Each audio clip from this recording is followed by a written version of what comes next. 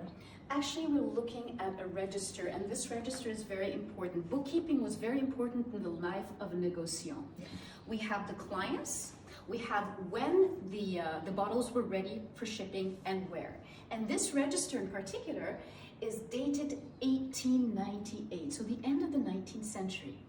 Does that mean there was no single bottle that left Bordeaux without being registered? Everything had to be registered. It was very important.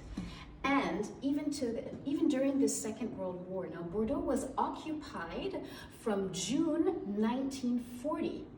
And this register here shows September 1940. So even during occupation, the wines would leave the ports of Bordeaux.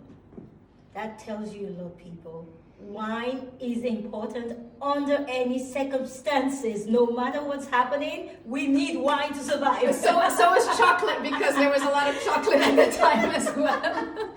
But this is just amazing because it really tells you how important the wine is to this region. Right.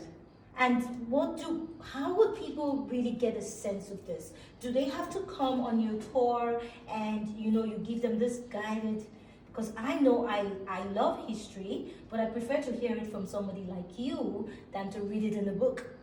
Well, it's not always easy, because sometimes what a guide does is the guide opens your eyes to little details. You could come to this museum alone, but you won't have the same experience. Yes.